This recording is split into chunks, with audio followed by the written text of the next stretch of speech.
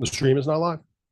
Mr. Chairman, we are live and recording. You may gavel in the meeting when ready. Thank you. Good morning. The open session of the Federal Election Commission for June 27th, 2024 will come to order. We have one special motion for today. Commissioner Trainer. Thank you, Mr. Chairman. I move to suspend the rules on the timely submission of agenda documents in order that the Commission may consider the late submission of agenda document number 24-22-B. Thank you very much. Colleagues, all of those in favor of the motion say aye. Aye. Aye. All right, that motion carries by a vote of 5-0. Myself, Commissioner Trainer, Commissioner Dickerson, Commissioner Broussard, Commissioner Lindenbaum in favor, and the Vice Chair unavoidably absent. The only item substantively on today's agenda is Mike Pence and Mike Pence for President final determination of date of ineligibility, LRA 1194. We have Mr. Bloom and Ms. Sellenkoff with us here from the Office of General Counsel. Mr. Bloom, if you could give us a brief presentation. Yes, and thank you, Mr. Chairman. The Commission determined Mr. Pence eligible to receive federal matching payments for his primary campaign on May 16th, 2024. On the same date, the Commission made an initial determination pursuant to 26 U.S.C. Section 9033C and 11 CFR Section 9033.5A3 that Mr. Pence's date of ineligibility to receive matching funds is October 28th, 2023, the date Mr. Pence announced the suspension of his campaign. The significance of the date of ineligibility is that under the laws and regulations governing the matching payment program, matching payments after the date of ineligibility may be paid only to the extent that the candidate has net outstanding campaign obligations and qualifying winding down costs.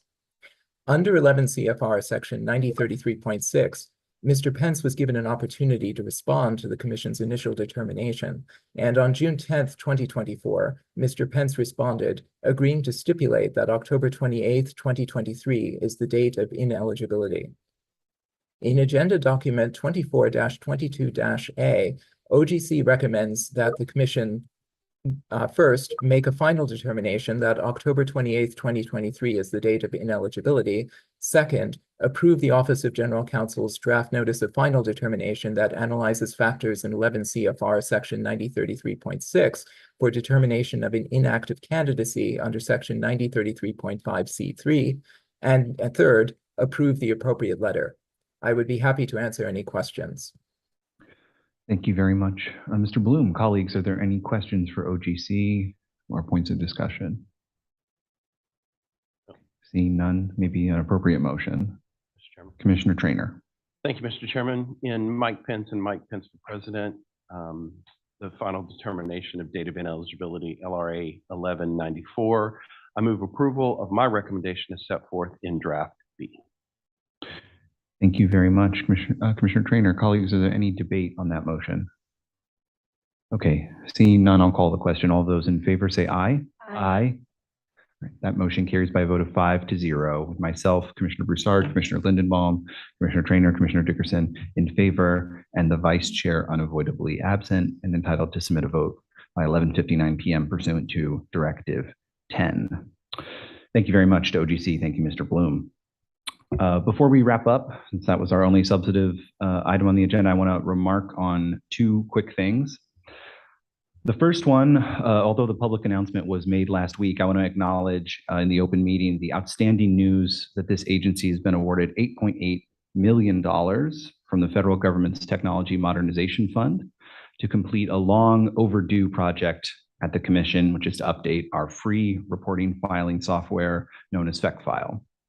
FECFile was originally released in 1997, and it is long overdue for an update. And with these funds, the Commission is going to undertake the multi-year plan to replace that program with a new cloud-based web-accessible software application for filers that improves data quality, increases flexibility for filers, and enhances the security for both the reporting committees and for us here at the Commission. I really want to use this time to acknowledge and thank all the staff at the agency who were instrumental in making this grant happen. That begins with our staff director and our CIO, Alec Palmer, and the deputy CIO, Wei Lu, along with all the critical members of their team, Paul Clark, Janella Colmer, Debbie Chacona, Ryan Lands, and Dorothy Yeager. I also want to thank our CFO, John Quinlan, and Budget Director, James Gerber, for all of their efforts working out the financial side and helping us get this application and proposal across the finish line. And finally, I'd like to thank Commissioner Lindenbaum, who, along with myself, was the executive sponsor of this proposal, although I think she would be the first to admit our role was less than minimal. But congratulations to everyone. I really think it is a fantastic opportunity, a fantastic achievement for the agency, and I think it's worth celebrating. The second item I want to remark on is a little bit more bittersweet, and that is to acknowledge another retirement of one of our dear colleagues, Mr. David Goldschmidt, who is our applications branch manager in the CIO's office. This is his last week with us. David joined the CIO's office 20 years ago, or almost 20 years ago, August 2004, and he's been instrumental in developing and maintaining many of the mission critical systems that FEC commissioners use and the staff use on a daily basis. He helps us find IT solutions to our operational and business problems, and his work really allows everyone else to do our work every single day. He has been extremely, extremely critical. And so he's going to be very hard to replace. I know we will do our best to find someone to try to fill his shoes, but he is going to be very much missed. With that, Mr. Staff Director, let me ask, are there any management or administrative matters we need to discuss today? Mr. Chairman, there are no such matters. Thank you very much. With that, this open meeting is adjourned. Stand by.